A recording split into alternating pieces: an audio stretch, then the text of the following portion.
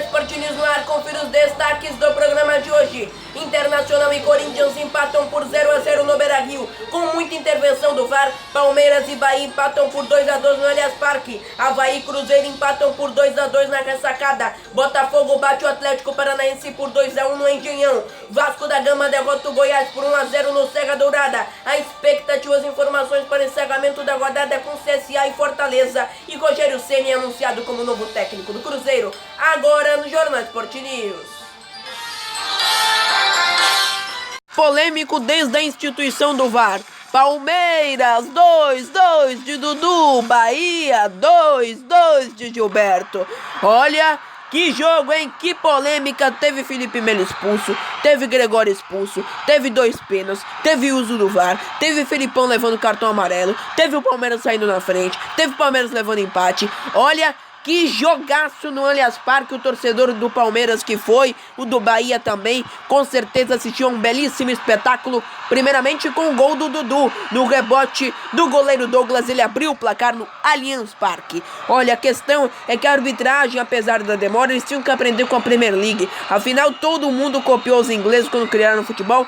Tem de copiar como a Premier League ajuda o futebol de lá. Ontem foi estreia, não tem esse negócio de já o VAR já tá desde o início do ano aqui no Brasil. É inacreditável. Os árbitros brasileiros são incapazes de utilizar o VAR. Não tem treinamento, ficam com medo, não sabem usar.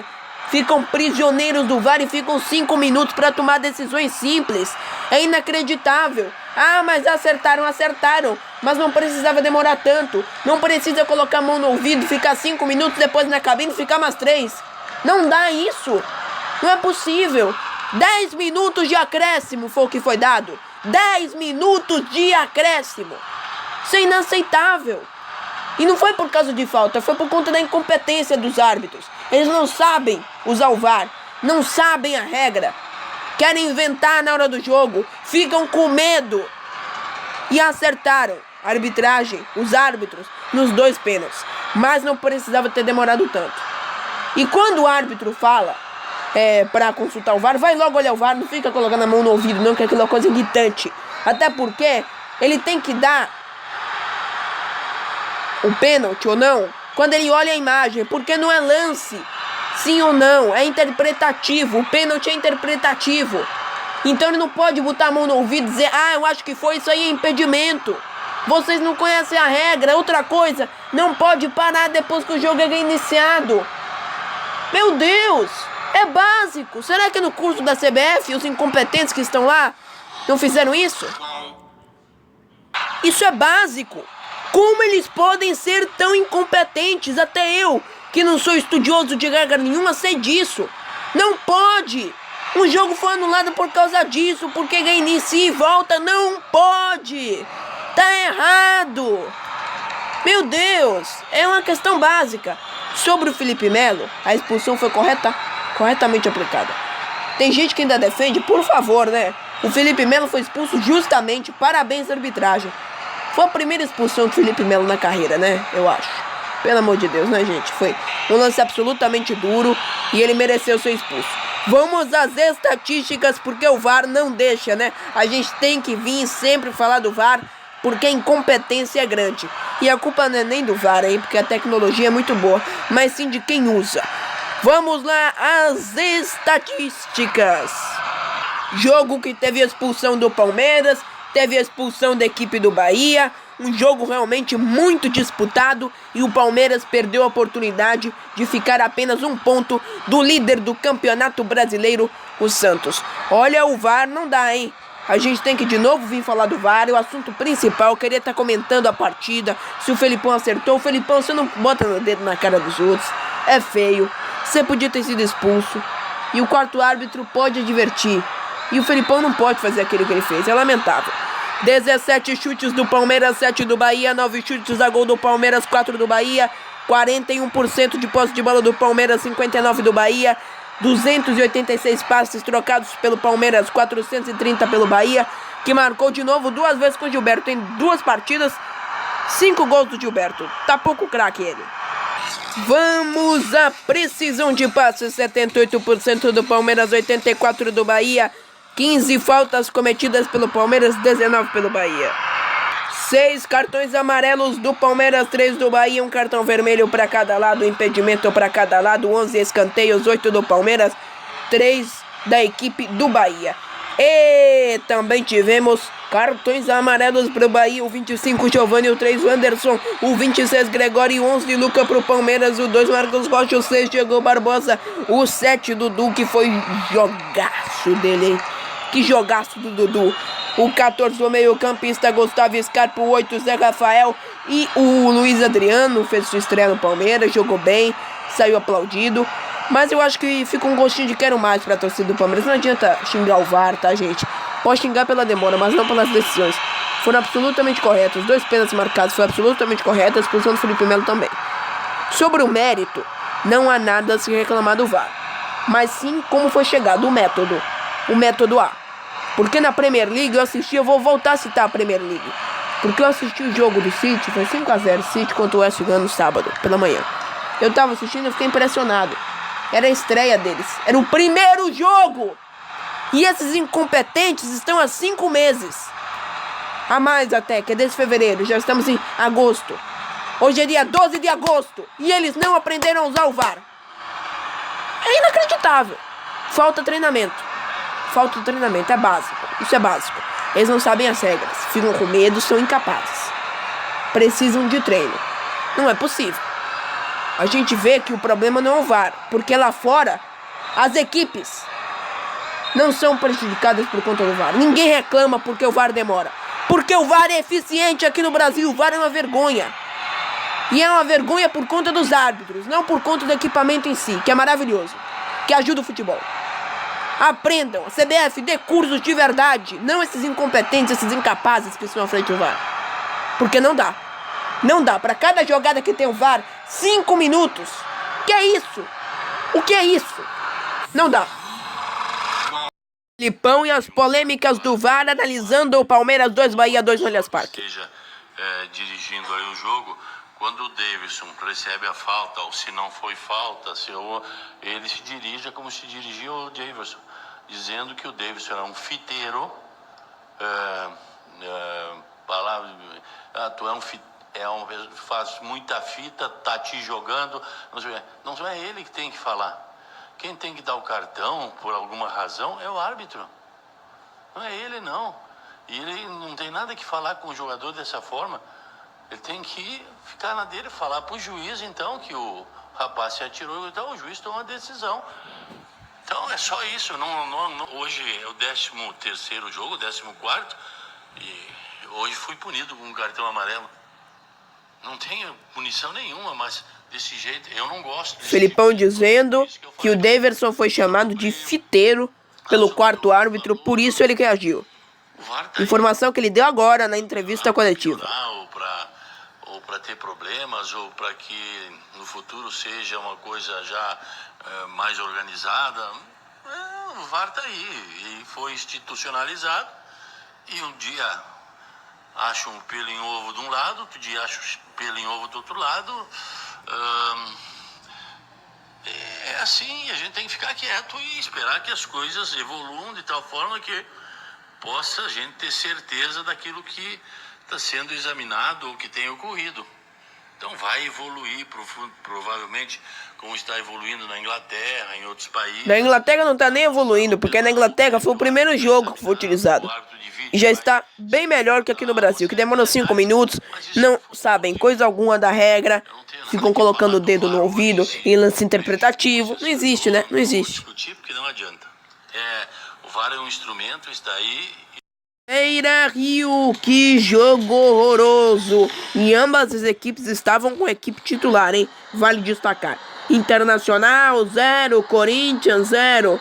Pra dar ideia a vocês, o Corinthians deu um chute a gol e o Internacional deu um chute a gol. O Internacional finalizou 7 vezes, uma apenas foi a gol. E o Corinthians 8, com apenas uma sendo ao gol. Para vocês verem o nível da partida, que foi horroroso.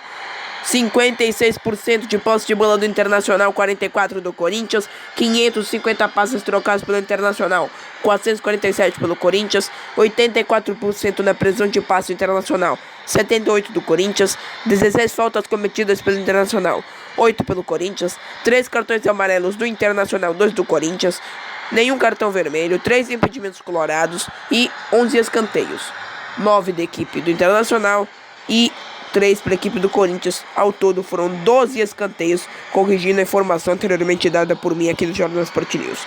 Cartões amarelos para o Inter, o 33 Nonato e 88 o Patrick. E para o Corinthians, o lateral, o 35 Danilo Avelar e o goleiro 12, o camisa de número 12, o Cássio.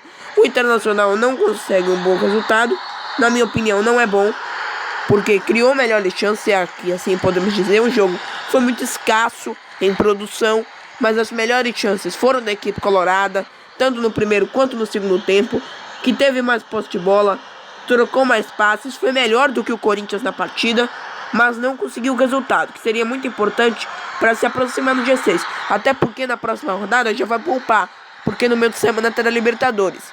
Então, olhando por essa ótica, para o Corinthians não vai ter problema, porque a Sul-Americana é só lá na frente. Então foi um bom resultado conquistado no Beira-Rio, na casa do Internacional, contra uma equipe tão qualificada como é o Internacional. Para o Inter não fica com resultado bom, nem pelas circunstâncias do jogo, nem pela partida em si, né? Porque o Internacional não esperava empatar, mas sim ganhar com o Beira-Rio lotado no jogo das 11 da manhã. Mas não foi assim que ocorreu. Agora juntaram os cacos do empate, que podia ter sido uma vitória, mas que fica com um gostinho de derrota, pelo que a equipe apresentou, mesmo não sendo um grande jogo, e agora vai jogar na próxima rodada do Campeonato Brasileiro. Na próxima rodada, o Internacional, vou até checar aqui, vai enfrentar um adversário, Fortaleza.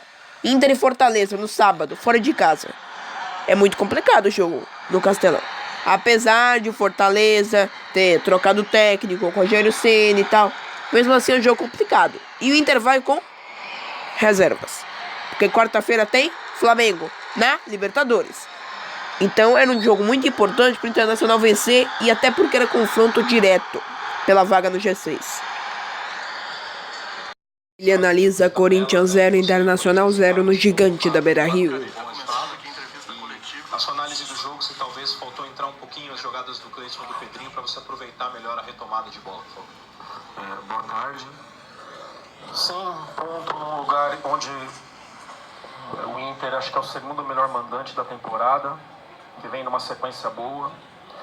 Gostei muito do time do Corinthians, sem bola, a concentração, a organização, mas faltou jogar um pouco mais, né? Mais uma vez a gente voltou a ter uns erros técnicos, erros de passe simples. Se a gente tivesse bem tecnicamente, com certeza a gente ia incomodar mais o Inter e consequentemente poderia ter um resultado melhor.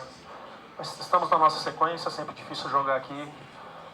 Parabenizei o grupo pela entrega, mas já cobrei que a gente poderia ter jogado um pouco mais. Carille, boa tarde. Por onde você acha que passa esse jogar um pouco mais? O que você acha especialmente que o time poderia ter feito para poder incomodar mais o Internacional? E também aproveito para perguntar a que você atribui essa boa sequência e essa diferença de Corinthians depois da Copa América. Se a gente tivesse acertado os passes, né, a mudança de corredor que eu tinha treinado e programado para ter feito, né, que o Inter pressiona o lado da bola e a gente, às vezes que a gente conseguiu rodar, a gente conseguiu chegar do outro lado, a gente tinha que ter feito isso mais. Então, às vezes a gente começou a jogada de um lado e procurou terminar lá, onde o Inter estava marcando bem sempre dos lados. A gente tinha que ter trocado mais, com mudança de corredor, jogar do outro lado para procurar envolver. A sequência depois da Copa América já era esperado, eu vinha falando muito isso antes da importância que ia ser para nós. Hoje, né, estou com um grupo aí, 17 jogadores trabalhando com um grupo. No começo do ano eu cheguei a ter 25 jogadores trabalhando. Tom Santos, Botafogo 2, Atlético Paranaense 1. Vamos aos gols da partida no Engenhão. O do Atlético Paranaense foi originário de uma falta. A bola foi levantada na grande área, a defesa do Botafogo bobeou E pro fundo do gol estava ali na hora certa Tony Anderson para bater pro gol. O Botafogo marcou com Luiz Fernando, com Diego Souza e o Atlético Paranaense com Tony Anderson, os 16 minutos da etapa inicial. Logo depois, o Botafogo conseguiu empatar com Luiz Fernando. Vamos aí, a jogada do gol do Botafogo, camisa de número 14, levantou na área. O goleiro do Atlético Paranaense se afastou de cabeça, estava ali na hora certa. Tony Anderson para cabecear. Aliás, Luiz Fernando para cabecear e colocar para o fundo da rede da equipe do Atlético Paranaense, empatando o jogo ainda na etapa inicial. Levantamento na área do camisa de número 14. O goleiro do Atlético Paranaense se afastou e de cabeça de primeira, Luiz Fernando colocou para o fundo do barbante da equipe do Atlético Paranaense. E na segunda etapa, Diego Souza conseguiu virar o jogo. Ele sofreu ali um entreveiro com o jogador do Atlético Paranaense. O árbitro olhou o VAR e assinalou a marca da cal, onde Diego Souza partiu para a cobrança. Foi autorizado. Camisa de número 7 deu uma paradinha, bateu e gol! Gol do Botafogo. O gol da virada. Botafogo 2 aos 31 do segundo tempo. Atlético Paranaense 1 no Engenhão. Na ressacada, Avaí 2, Cruzeiro 2. Que vergonha, hein? Avaí empatando com o Cruzeiro. E por pouco o Avaí não conseguiu sua primeira vitória no campeonato. Avaí marcou com Pedro Castro e Brenner. E o Cruzeiro com Pedro Rocha e Luiz Ricardo. E cartão vermelho na partida. Tivemos 2 para o Avaí, Leonardo Moreira Moraes. E para a equipe do Cruzeiro, o Edilson Mendes Guimarães. Logo no finalzinho da partida, na ressacada. O ponto do Cruzeiro, que está no Campeonato Brasileiro, é o ponto mais baixo da história, eu creio. A equipe está na beira do rebaixamento. É inacreditável. O Rogério Ceni chegou como salvador da pátria. E vai ter que fazê-lo. Mas vai ser muito complicado e qualquer treinador que viesse o Felipão, o Tite, teria dificuldade. Porque o Cruzeiro está em uma autoestima muito baixa. 13 chutes do Avaí, 14 do Cruzeiro, 3 chutes a gol do Avaí, 6 do Cruzeiro, 49% de posse de bola do Avaí, 51 do Cruzeiro, 359 passes trocados pelo Avaí, 384 pelo Cruzeiro, 76% na pressão de passe do Avaí, 77 do Cruzeiro, 15 faltas cometidas pelo Avaí, 15 pelo Cruzeiro, 4 cartões amarelos do Avaí, 1 do Cruzeiro, 1 cartão vermelho para cada lado, 5 impedimentos, 3 do Avaí, 2 do Cruzeiro e 6 escanteios, 5 do Avaí, 1 do Cruzeiro. A situação caótica do Avaí na tabela. O Avaí é o lanterna com 6 pontos e o Cruzeiro é o 17º com 11 pontos. O Fluminense, que é o primeiro fora da zona, tem 12 pontos. E o Cruzeiro joga com o Santos na próxima rodada. Complicado, hein? Complicado para a equipe do Cruzeiro. Agora vai jogar com o Santos. Não joga bem. Jogar contra o Avaí realmente é um presente. E nem isso a equipe aproveita. Dá mais 1 ponto a equipe do Avaí. E é caótica a situação cruzeirense. E por pouco não perdeu. Por pouco não deu ao Avaí o gosto de derrotar o Cruzeiro na sua primeira vitória no Campeonato Brasileiro. Onde foste te meter, Rogério Ceni? Serra Dourada, Goiás 1. Aliás, Goiás 0, Vasco 1 no Serra Dourada. Vitória importante da equipe do Vasco no confronto, na luta contra o rebaixamento. E nem em casa, hein? Mais uma derrota do Goiás. E aí o gol do Marco Júnior aos 21 do primeiro tempo para chancelar. Goiás 0, Vasco 1.